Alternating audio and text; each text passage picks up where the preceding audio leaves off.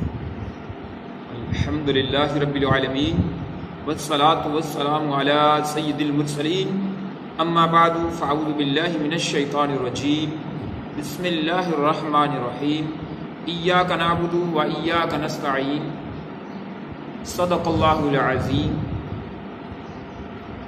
صلی اللہ علی حبیبہ محمد وآلہ وسلم۔ سورہ فاتحہ کی آیت نمبر 4، اس پر 3 ویڈیو پہلے موجود ہیں۔ اس میں وضاحت طلب ایک مسئلہ جسے آج بیان کرنا مقصد ہے، وہ مدد اور توسل کے حوالے سے ہے۔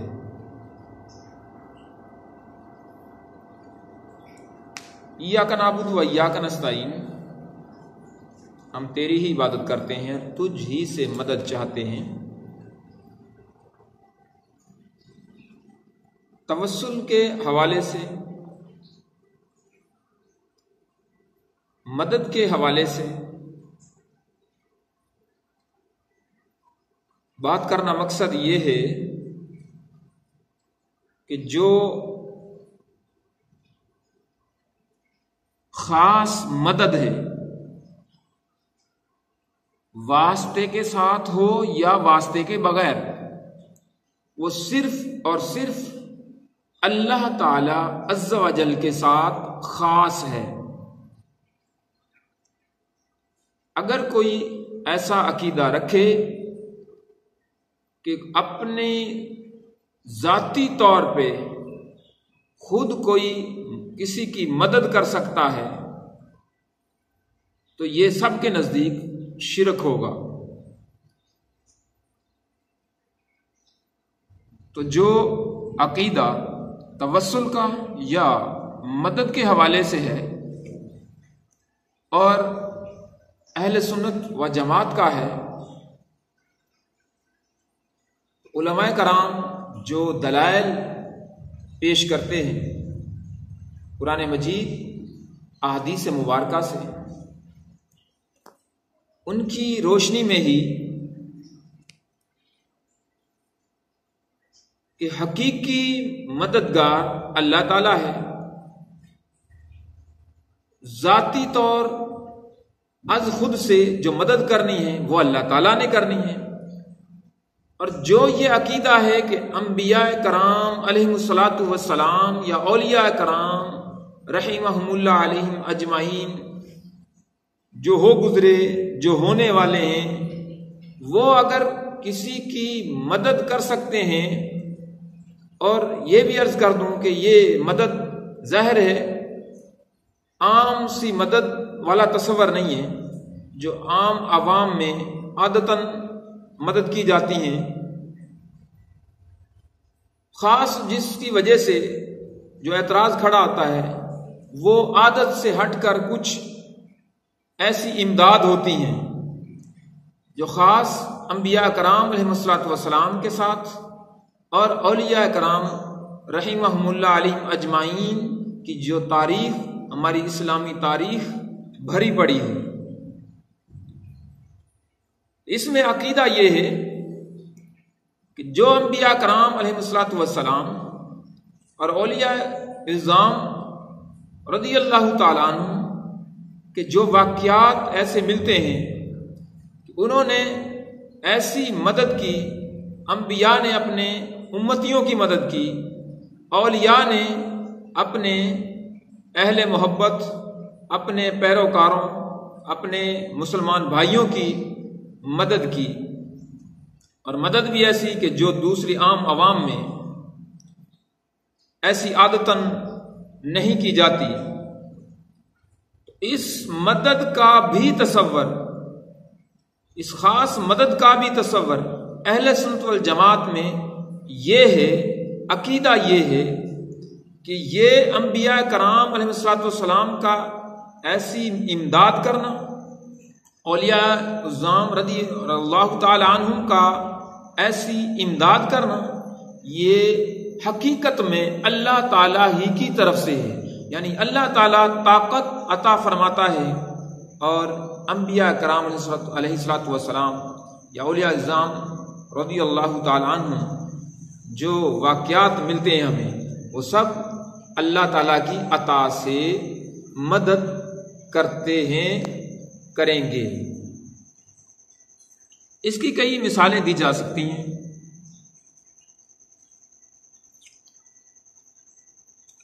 اب حقیقی علم کہ کسی کی عطا کے بغیر خود اپنی ذات سے ہو، اگر علم کی بات کریں، اور حقیقی تعلیم کہ کسی چیز کی محتاجی کے بغیر از خود کسی کو سکھانا اللہ تعالیٰ کے ساتھ خاص ہے، اس کے باوجود دوسرے کو عالم کہنا یا اس سے علم طلب کرنا اس وقت تک شرک نہیں ہو سکتا جب تک وہی اصلی معنی مقصود نہ ہو۔ تو اسی طرح کسی سے مدد طلب کرنے کا معاملہ ہے کہ اس کا حقیقی معنی اللہ تعالیٰ کے ساتھ خاص ہے مدد کا، اور عطا کے ساتھ انبیاء کرام علیہ الصلوۃ والسلام اور اللہ کے بندوں کے ساتھ بھی ہے۔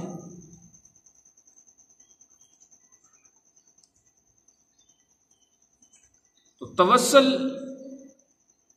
اور مدد کے حوالے سے قرآن مجید بھی ہماری رہنمائی فرماتا ہے، تو پھر تو شک کی گنجائش نہیں رہ جاتی، تو پھر احمق پن ہوگا کہ پھر بھی اڑتے رہیں۔ قرآن مجید فرقان حمید کے اندر سورہ نساء کی آیہ مبارکہ ہے، وَلَوْ أَنَّهُمْ إِذ ظَّلَمُوا أَنفُسَهُمْ جَاءُوكَ فَاسْتَغْفَرُوا اللَّهَ وَاسْتَغْفَرَ لَهُمُ الرَّسُولُ لَوَجَدُوا اللَّهَ تَوَّابًا رَحِيمًا۔ ترجمہ کنز العرفان۔ اور جب وہ اپنی جانوں پر ظلم یعنی گناہ کر کے آپ کے پاس حاضر ہو جائیں اور اللہ سے معافی چاہیں، اور آپ بھی ان کے لیے معافی مانگیں، یعنی رسول صلی اللہ علیہ وسلم بھی اپنے امتی کے لیے دعا مانگیں، معافی مانگیں، تو بے شک اللہ کو توبہ قبول کرنے والا مہربان پائیں گے۔ اب دیکھیں اللہ تعالیٰ بخشنے والا ہے، معاف فرمانے والا ہے، پھر بھی اللہ تعالیٰ ارشاد فرما رہا ہے کہ میرے محبوب کے در پہ آؤ اور وہاں اپنے گناہوں کی معافی اللہ تعالیٰ سے چاہو۔ اور پھر کیا بات ہے کہ پھر نبی کریم صلی اللہ تعالی علیہ وآلہ وسلم بھی سفارش فرما دیں، تو اللہ تعالیٰ کو توبہ قبول کرنے والا، معاف کرنے والا پائیں گے۔ سبحان اللہ۔ اب اس میں اگر خاص یہی ہم پیش کرتے رہیں اعتراض کہ یہ تو نبی کریم صلی اللہ تعالی علیہ وسلم کے زمانے تک تھا، تو یہ احمق پن ہوگا کہ قرآن مجید حضور صلی اللہ علیہ وسلم کے دور سے لے کر قیامت تک کے لیے عمل اس پر ہمیں کرنا ہے، ایک ایک آیت اور ایک ایک حرف ہمارا اس پر ایمان ہے، اس میں کوئی مذاکرے والی کوئی بات ہی نہیں آتی، اس میں کوئی ایسا اعتراض بن ہی نہیں سکتا کہ ہم اس سے اللہ کی پناہ، اس سے کوئی اپنے دلائل اپنی طرف سے کھڑے کرتے جائیں کہ واسطہ یہ حضور کے دور میں تھا، اب نہیں واسطہ دے سکتے، اب حضور کے در پہ جا کے یہ سوال نہیں کر سکتے، تو یہ احمقن پن، یہ پاگل پن ہوگا۔ اسی طرح اللہ تعالیٰ کے بندے بھی اللہ کی عطا سے لوگوں کی مدد کرتے ہیں، یہ بالکل عقیدہ قرآن مجید کے مطابق ہے۔ اور سورہ آل عمران میں اللہ تعالیٰ نے ارشاد فرمایا وَلَقَدْ نَصَرَكُمُ اللَّهُ بِبَدْرٍ وَأَنْتُمْ أَذِلَّةٌ، اور بے شک اللہ نے بدر میں تمہاری مدد کی جب تم بالکل بے سر و سامان تھے۔ تو یہاں فرشتوں کی مدد کو، یعنی فرشتے آئے تھے جب غزوہ بدر ہوا تھا، فرشتوں کے ذریعے اللہ تعالیٰ نے مدد فرمائی تھی، صحابہ کی مدد فرمائی تھی، تو یہاں فرشتوں کی مدد کو اللہ تعالیٰ کی مدد کہا گیا۔ اس کی وجہ یہی ہے کہ فرشتوں کو مدد کرنے کا اختیار اللہ تعالیٰ کے دینے سے ہے، تو حقیقت یہ اللہ تعالیٰ ہی کی مدد سے ہوئی۔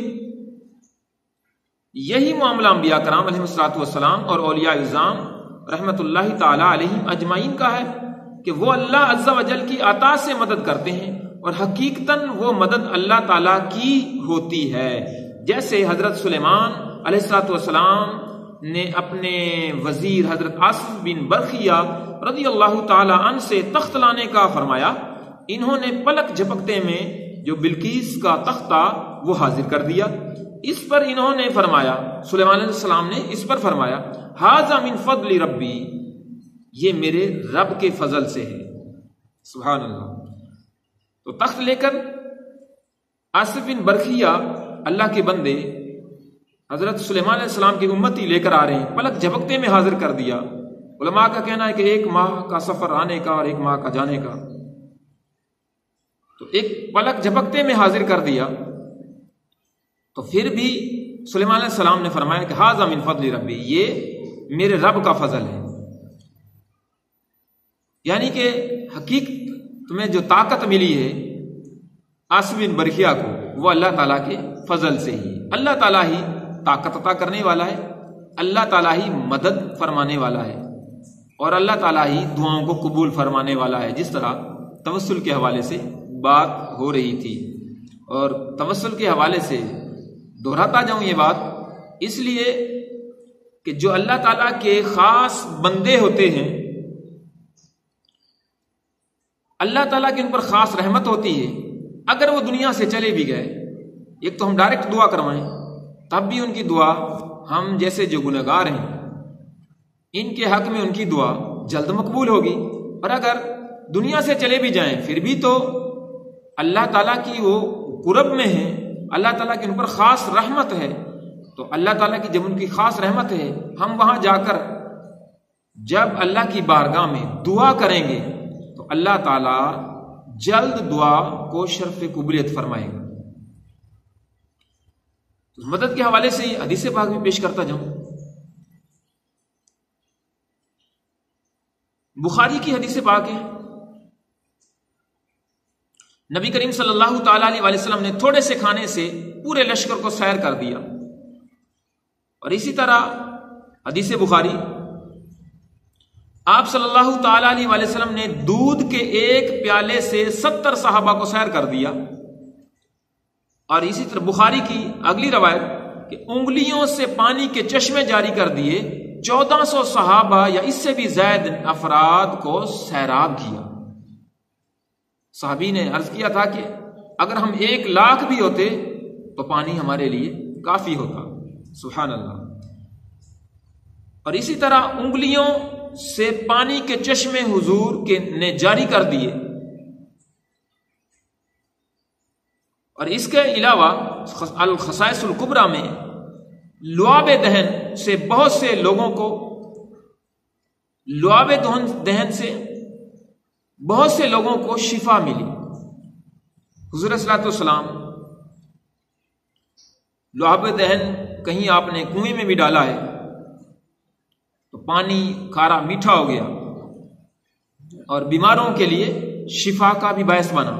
تو یہ سب امداد ہیں جو حضور صلی اللہ علیہ وسلم نے کی، اپنے امتیوں کی صحابہ کرام رضی اللہ تعالیٰ عنہ کی اس انداز میں، کیا خوبصورت انداز میں مدد کی. یہ ایک معجزات بھی ہیں اپنی جگہ پر، اور مدد بھی دوسرے لفظوں میں سمجھیے. لیکن یہ اگر معجزہ ہے تو پھر بھی اللہ تعالیٰ کی طرف سے، اگر مدد ہوئی ہے تو پھر بھی اللہ تعالیٰ کی طرف سے. تو اولیاء کرام رحمہم اللہ علیہم اجمعین کی طرف سے بھی جب ایسی کوئی خاص مدد پائی جائے گی تو وہ حقیقتاً اللہ تعالیٰ ہی کی طرف سے ہوگی. طاقت بھی اللہ تعالیٰ کی طرف سے، شفا بھی اللہ تعالیٰ کی طرف سے. اور جب ہم نے توسل دینا ہے تو تب بھی قرب الہی میں نیک بندے کو سمجھ کر ہم نے ان کو ڈائریکٹ یا تو دعا کے لیے عرض کرنا ہے، یا دنیا سے وہ چلے گئے تو ان کی مزار اقدس پر جا کر وہاں اللہ کی بارگاہ میں پھر ان کا واسطہ دے کر، یا ڈائریکٹ اگر وہاں دعا کریں گے تب بھی وہ اللہ کی رحمت میں ہیں، وہاں اللہ تعالیٰ دعاؤں کو جلد قبول فرمائے گا. اللہ تعالیٰ ہمارے عقائد کی حفاظت فرمائے. آمین بجاہ خاتم النبیین صلی اللہ تعالیٰ علیہ وآلہ وسلم.